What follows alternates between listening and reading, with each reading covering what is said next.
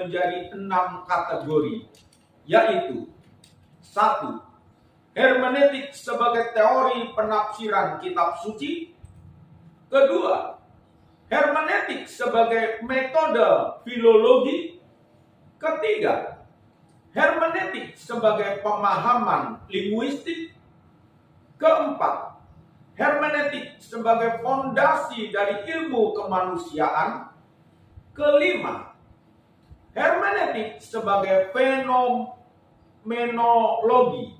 Keenam, hermeneutik sebagai sistem interpretasi.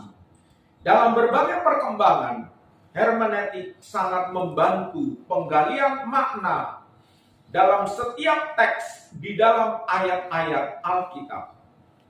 Yang ketiga, hermeneutik dalam memahami teks-teks Alkitab.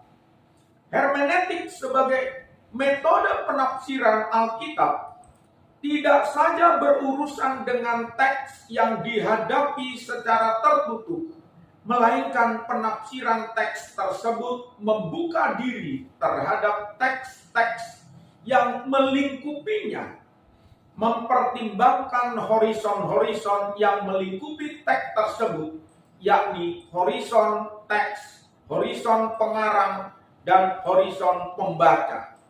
Dengan mempertimbangkan 3 horizon tersebut, diharapkan suatu upaya pemahaman atau penafsiran menjadi kegiatan rekonstruksi dan reproduksi makna teks yang di samping melacak bagaimana suatu teks itu dimunculkan oleh pengarangnya dan muatan apa yang masuk dan ingin dimasukkan oleh pengarang ke dalam teks yang dibuatnya.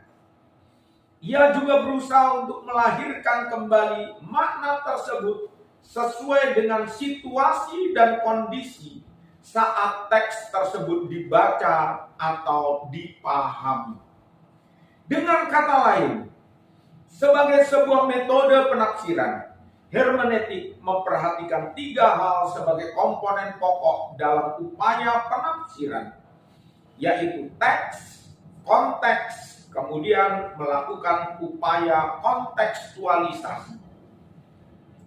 Problematika mendasar dalam mengkaji hermeneutik adalah problem penafsiran teks. Oleh karena itu, persoalan-persoalan yang akan dicoba untuk diselesaikan adalah sebagai persoalan seputar teks dalam kaitannya dengan tradisi di satu sisi dan dengan pengarang di sisi lain. Yang terpenting dari semua itu adalah bagaimana agar problem tersebut tidak mengacaukan relasi antara penafsir dengan teks.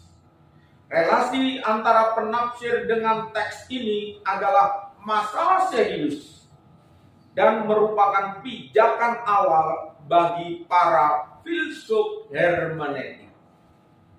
Menurut Blacker, tugas hermeneutik itu ada 2. Pertama, menentukan makna tersebut dan pasti yang terkandung dalam suatu kalimat atau dalam teks.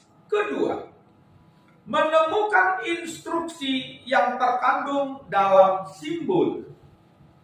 Jika bahasa dan pikiran menentukan pemaknaan terhadap dunia sekelilingnya, maka memahami sebuah teks mensyaratkan untuk memahami tradisi di mana teks dilahirkan.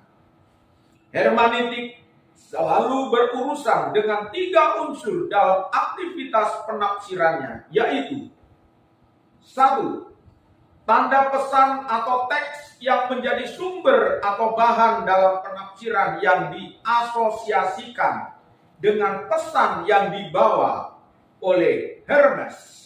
2. Perantara atau penafsir atau Hermes. 3. Penyampaian pesan itu oleh sang perantara agar bisa dipahami dan sampai kepada yang menerima. Artinya, memahami sebuah teks